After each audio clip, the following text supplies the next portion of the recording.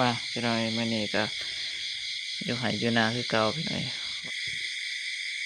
พี่น้อยตอนนี้ก็ประมาณนี้ครับสมัยไก่แล้วพี่น้อยไก่สิเป็นป้าพี่น้อย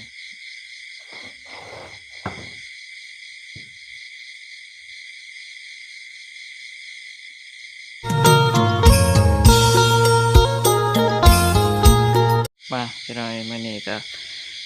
อยู่ไหอยู่นาคือเก่าพี่น้อยว่าสิเฮ็ดปลาเผาถามสมัยบ่เคยเฮ็ดจักเทื่อพี่น้อยสิเฮ็ดปลาคอพี่น้อยเฮ็ดปลาเผาพี่น้อยมาเบิ่งน้ำกันพี่น้อยว่าจะเป็นแนวใดถามสมัยตัวนี้ก็สิเอาเกลือมาใส่พี่น้อยพี่สิเอาเกลือใส่ถามสมเฮ็ดปลาเผาเกลือพี่น้อย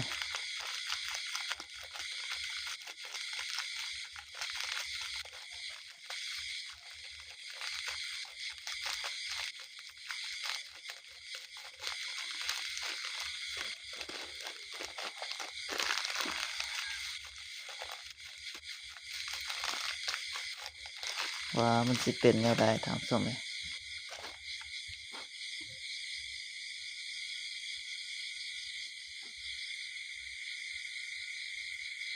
ไฟบ่แห้งพี่น้อยเอาใส่ตะเกียงเอาถามสมัย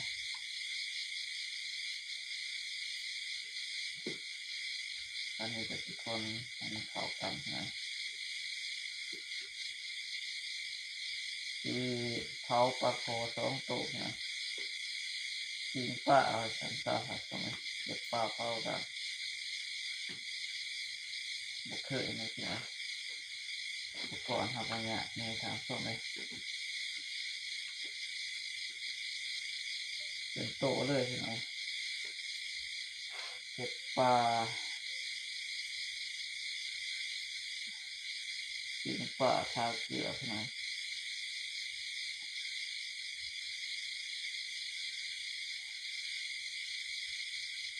ปิ้งเป็นโตคือสิแซ่บ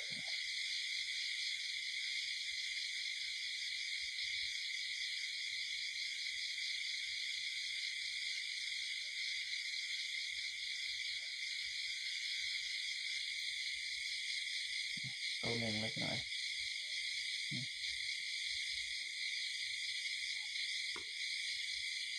2 ตัวพี่น้อยตัวน้อยตัวหนึ่งตัวใหญ่ตัวหนึ่งพี่น้อย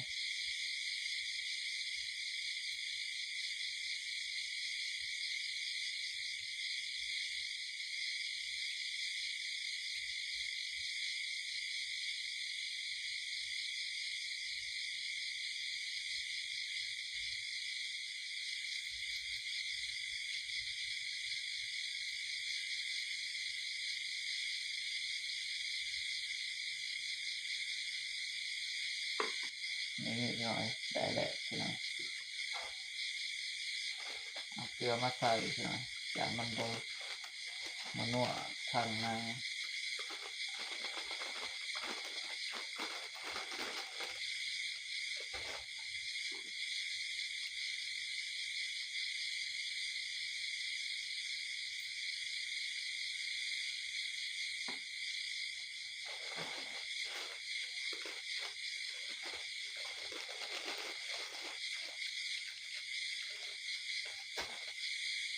ครั้งแรกพี่น้อยเฮ็ดแน่นี่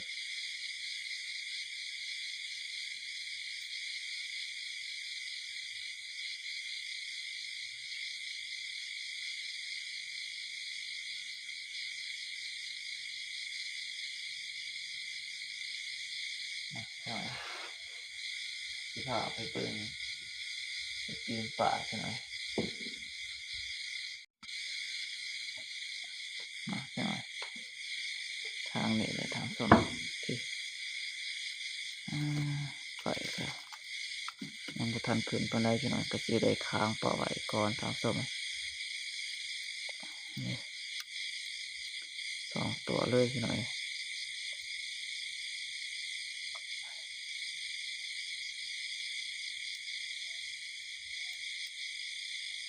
นี่พี่น้อยมาเบิ่งว่าจะเป็นจั่งใดพี่น้อยจักหน่อยมันก็สุกหน่อย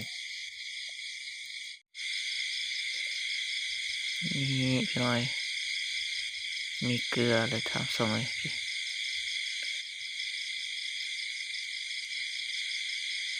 นี่ประมาณนี้ทำส้มเลย2 ตัวเลยพี่น้องต้นเบิงพี่น้อยว่าจะแสบสำได้ทำส้มเลยไก่เลยพี่น้อยไก่เลยอ่ะไก่สิซุปแล้วทำส้มเลย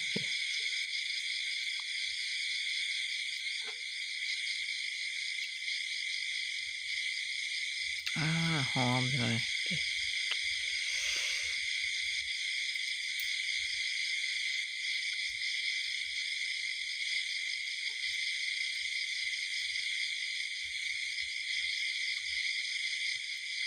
ครั้งแรกพี่น้อย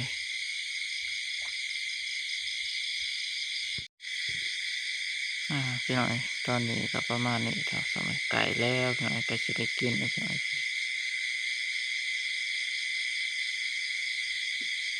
แสบพี่น้อยเลยสิแสบทำสมัย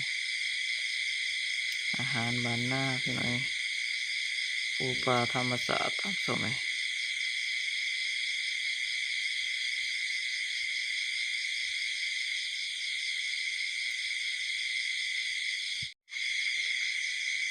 พี่น้อยตอนนี้น่าจะสุกแล้วทำสมัยพี่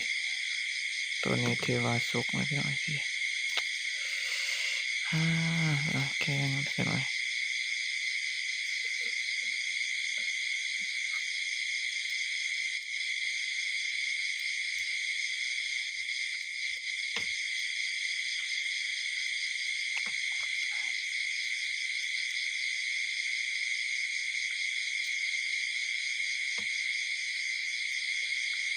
มาพี่น้อยแสบน้ำกันทำสมัย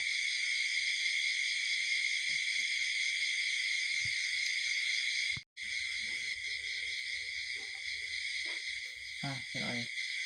แสบน้ำกันพี่น้อยกินปลาพี่น้อย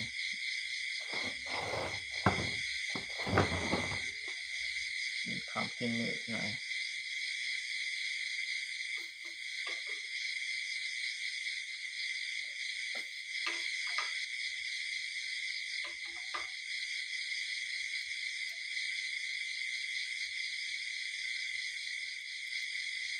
กิน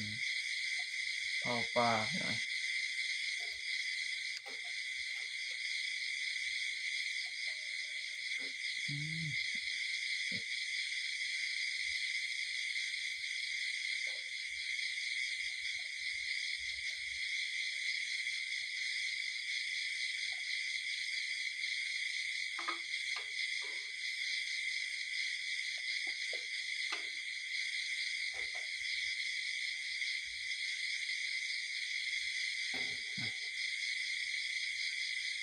ใส่ได้พี่น้อย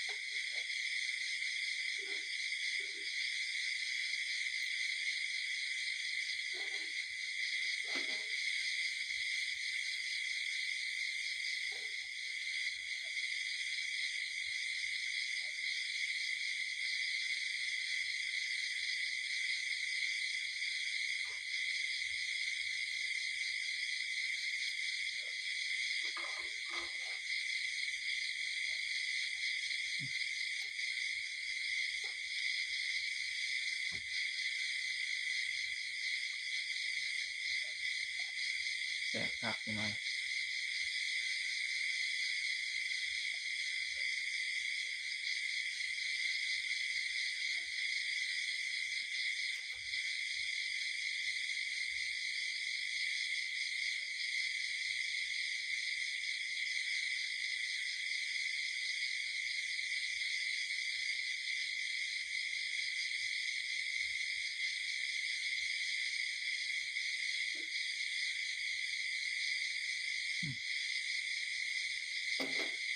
สุกยังอยู่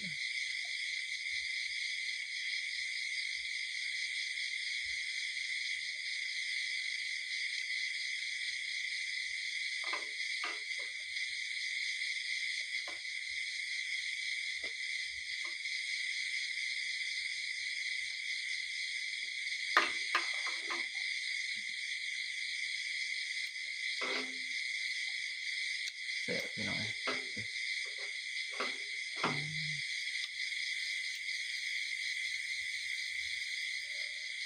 หอนๆหน่อย